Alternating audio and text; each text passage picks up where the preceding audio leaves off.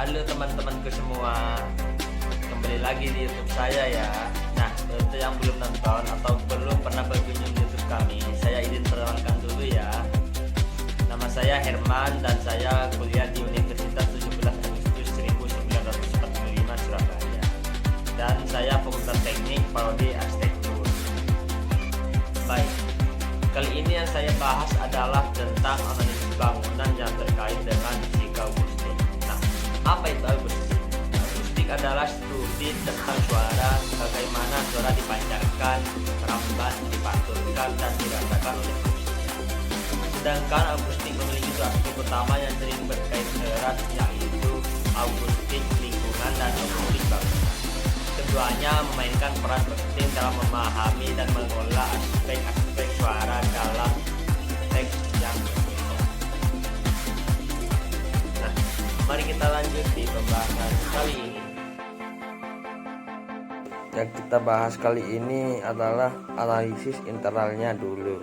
Nah, di sini ada resonansi dan juga ada absorpsi dan pantulan. Nah, untuk resonansinya sendiri adalah kemampuan suatu objek untuk merespon terhadap getaran atau gelombang suara tertentu dengan intensitas tertentu. Misalnya alat musik seperti gitar memiliki karakter akustik yang didasarkan pada resonansi senarnya. Nah, juga ada absorpsi dan pantulan.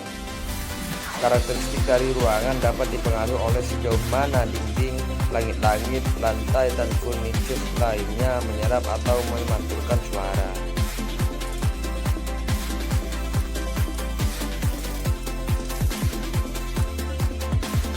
Ini juga menjelaskan frekuensi dan kualitas suara. Karakter akustik suara dipengaruhi oleh frekuensi dan spektrum suara. Ini mencakup apakah suara memiliki nada tinggi atau rendah dan apakah suara bersih atau berdengung. Juga ada difusi. Difusi adalah karakteristik atau ruangan juga dapat dipengaruhi oleh sejauh mana suara diatur dalam ruangan, apakah suara tersebut merata atau konsentrasi beberapa titik. Selanjutnya kita akan menjelaskan bagian penyiaran suara dan desain ruang yang berkaitan dengan cafe kontainer.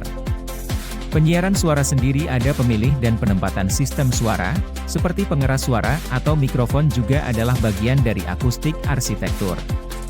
Ini penting untuk memastikan bahwa suara didistribusikan secara merata dan jelas di seluruh ruang.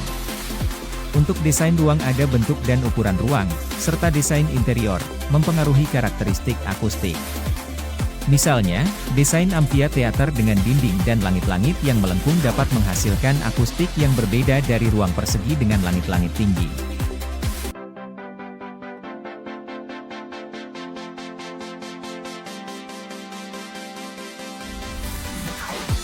Kualitas suara di ruang kerja, di tempat kerja akustik bangunan dapat mempengaruhi produktivitas karyawan.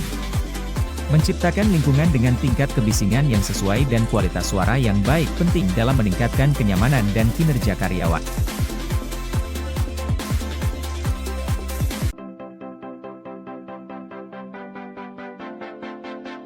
Selanjutnya kita akan membahas tentang analisis kebisingan. Lokasinya sendiri ada di Jalan Dr. H. Soekarno, Mulyorejo, Kecamatan Mulyorejo, Surabaya, Jawa Timur. Dengan ukuran tapak yaitu 15 x 20 dengan luas 300 meter persegi dengan keliling 70 meter. Ini bagian-bagian dokumentasi sekitar lahan.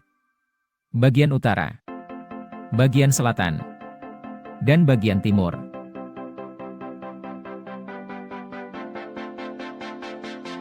Lokasi tapak berada di luar sehingga tingkat kebisingannya sedang karena dekat dengan jalan utama dari kendaraan. Dari segi kebisingan yang bukan dari kendaraan seperti pabrik, perkantoran dan lain-lain rendah di daerah tapak.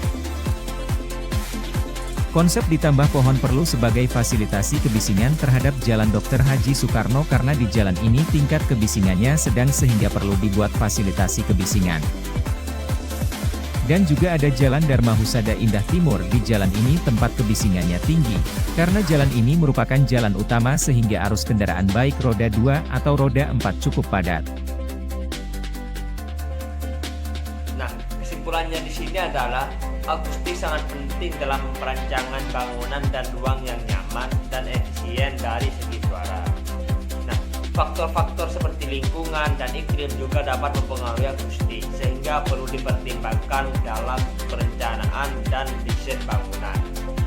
Pemahaman yang baik tentang akustik, bangunan, lingkungan, dan iklim dapat membantu menciptakan lingkungan yang lebih baik bagi manusia dan lingkungan sekitar. Oke, sampai di sini presentasi dari saya, dan sampai jumpa di video selanjutnya.